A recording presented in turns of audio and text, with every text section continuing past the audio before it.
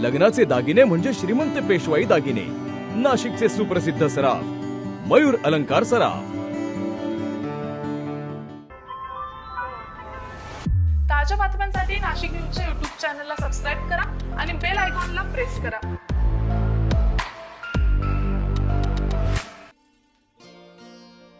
नाशकात कामगार संघटना आणि उद्योजक यांच्या सौहार्दाचं वातावरण असून या दोनही घटकांनी मिळून नाशिकच्या औद्योगिक विकासासाठी दबाव गट निर्माण करावा असा सूर निमा इंडेक्स 2024 मध्ये आयोजित चर्चासत्रात उमटला। नाशिकच्या विकासासाठी कामगार आणि उद्योजकांनी दबाव गटाच्या माध्यमातून कटिबद्ध राहण्याचा निर्धार यावेळी व्यक्त करण्यात आला। यावेळी नाशिकच्या औद्योगिक विकासाबाबतची भूमिका मांडताना कामगार नेते आणि उद्योजकांनी एकमेकांना खास शैलीत कोपरखळ्या लगावत सभागृहातील श्रोत्यांना लोटपोट केले। निमाचे अध्यक्ष धनंजय बेळे यांच्या अध्यक्षतेखाली झालेल्या चर्चासत्रात C2 कामगार युनियनचे डॉक्टर DL कराड, श्रमिक कामगार सेनेचे सुनील बागुल, नाशिक कामगार युनियनचे अशोक मुर्तडक, भाजप कामगार सेलचे कुणाल अजवाणी, कामगार विकास मंचचे नेते कैलास मोरे, भारतीय कामगार सेनेचे उत्तम खांडबहाले, निमाचे सचिव निखिल पानसाळ, उपाध्यक्ष आशिष नहार, राजेंद्र अहिरे, कोषाध्यक्ष राजेंद्र वडनेरे, मनीष रावल, निपमचे अध्यक्ष राजाराम कासार, राजेंद्र आचारी, आयमाचे अध्यक्ष ललित बुब, सरचिटणीस प्रमोद वाघ, राजेंद्र कोठावदे, कैलास पाटील, नितीन आव्हाड, सतीश कोठारी आदी उपस्थित होते। त्याचबरोबर शासकीय योजनांबाबत देखील चर्चासत्र आयोजित करण्यात आलेले होते। या चर्चासत्रात विभागीय आयुक्त डॉक्टर प्रवीण गेडाम यांनी उपस्थितांना मार्गदर्शन केले। उपस्थितांना मार्गदर्शन करताना डॉक्टर प्रवीण गेडाम यांनी अनेक महत्त्वपूर्ण मुद्द्यांना हात घातला।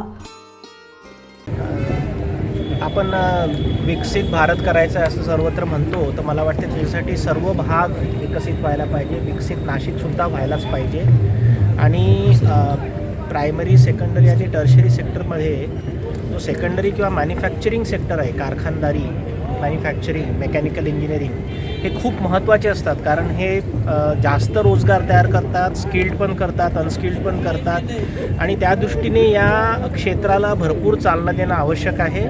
त्या दृष्टीने निमानी जे नाशिकमध्ये निमा इंडेक्स हे जे एक्झिबिशन केलेलं आहे, त्या ठिकाणी विविध वेगवेगळ्या इंडस्ट्री आपापसात आणि शासनासोबत आणि कस्टमरसोबत असं सर्व प्रकारे त्याचं एक चांगलं तिथे प्लॅटफॉर्म मिळालेलं आहे इंटरॅक्शन करण्यासाठी आणि त्याच्यामुळे उद्योग आणि अर्थव्यवस्था याला चालना मिळेल अशी मला खात्री आहे।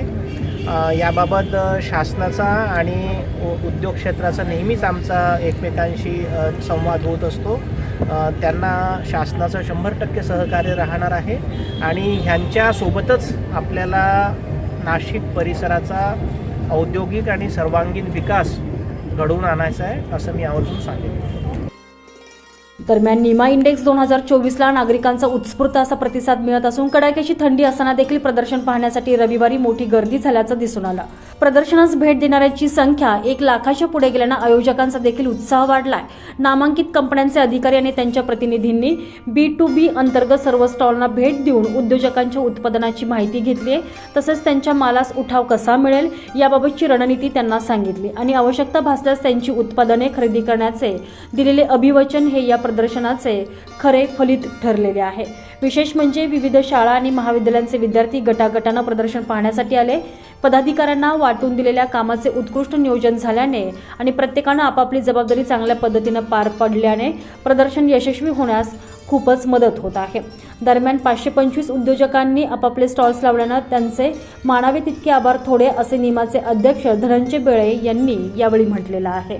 आज प्रदर्शनाचा शेवटचा दिवस असून आज सकाळपासूनच या प्रदर्शनाला नागरिकांची मोठी उपस्थिती पाहायला मिळत आहे। संजय परमार, नाशिक न्यूज, नाशिक।